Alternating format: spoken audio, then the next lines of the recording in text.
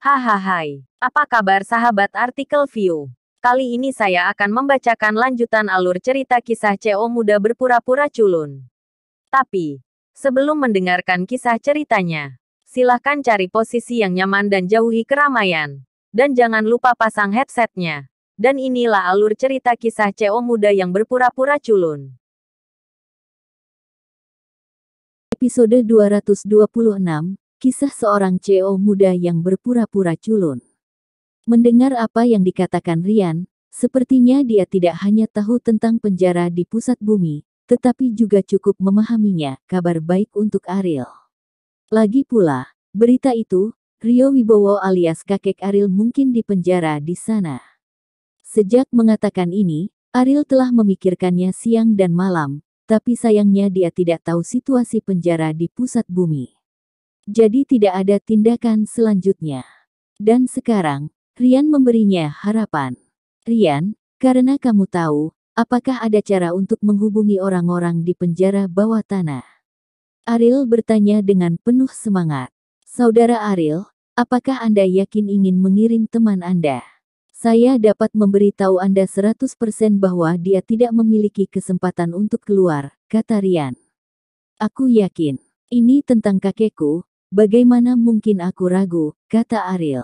Rian menghela nafas dan berkata, saya telah berhubungan dengan orang-orang di penjara di pusat bumi. Tapi saya tidak yakin apakah saya bisa menghubunginya lagi. Kata-kata Rian membuat mata Bimo berkedip dengan aneh. Kupikir Rian hanyalah seorang petinju yang bisa bertarung, tapi dia masih bisa berhubungan dengan tempat misterius seperti penjara di bawah tanah, yang menunjukkan bahwa identitas Rian tidak sesederhana itu, seperti yang terlihat. Cobalah sebanyak yang kamu bisa, masalah ini sangat penting bagiku, kata Ariel. Rian mengangguk dan pergi tanpa menyebutkan terlalu banyak tentang penjara di pusat bumi. Bimo berjalan ke sisi Ariel, dan bertanya, apakah Anda ingin menyelidiki Rian? Tampaknya identitasnya tidak sesederhana yang kami kira. Ariel menggelengkan kepalanya dengan tegas dan berkata, tidak perlu orang yang mencurigakan. Tidak ada keraguan tentang mempekerjakan orang. Bimo mengerutkan bibirnya dan berkata, tentu saja, kamu masih memiliki keberanian, tidakkah kamu takut dia tidak akan setuju denganmu?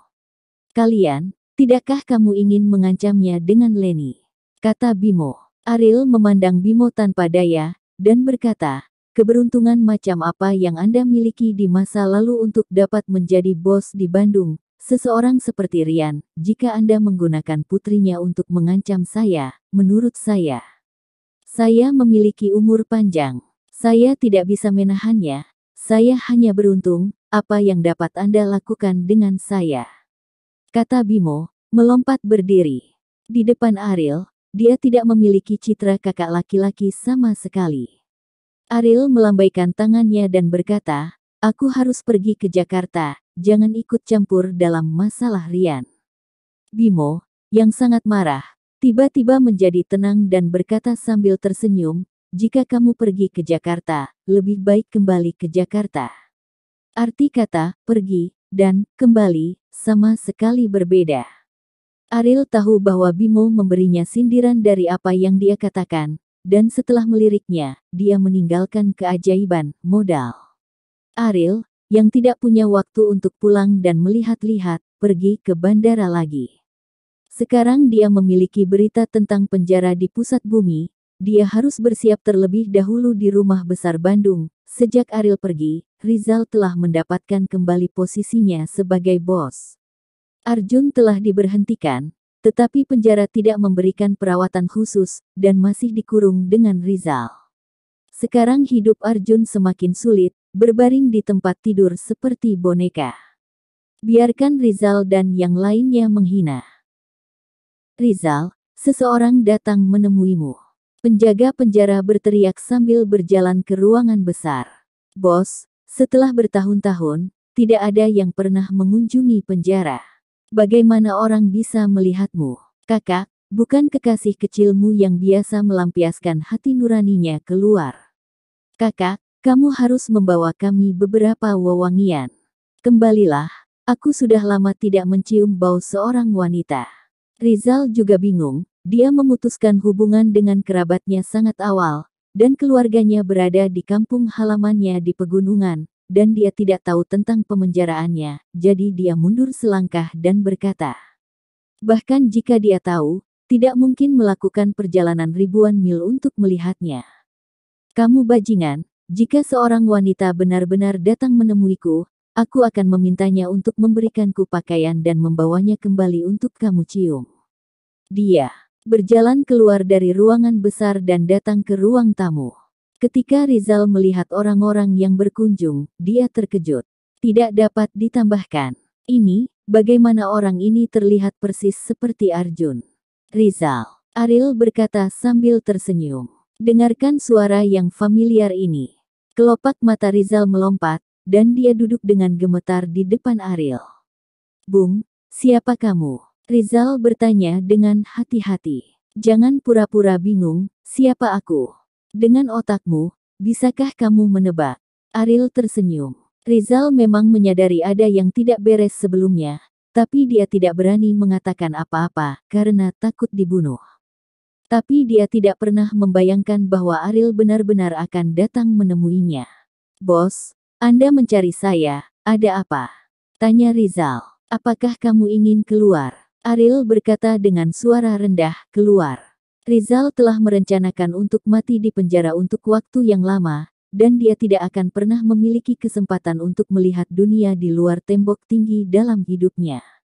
Dia tidak pernah memikirkan harapan yang begitu besar, karena sekali membangkitkan keinginan, itu adalah sulit dikendalikan. Mungkin dia akan menjadi gila karena perubahan mentalitas ini. Rizal telah melihat banyak situasi seperti ini, mereka yang tidak mau dan ingin meninggalkan penjara, yang tidak akan bingung. Namun, sekarang Ariel muncul, Rizal tahu bahwa dia tidak bercanda. Mengapa kamu ingin membantuku? Rizal bertanya. Tentu saja kamu memiliki nilai. Aku ingin kamu melakukan sesuatu untukku, kata Ariel. Oke. Rizal menjawab, jangan katakan 1. Bahkan jika itu 10, tidak ada masalah dengan 100, selama itu bisa mengeluarkan saya dari sini.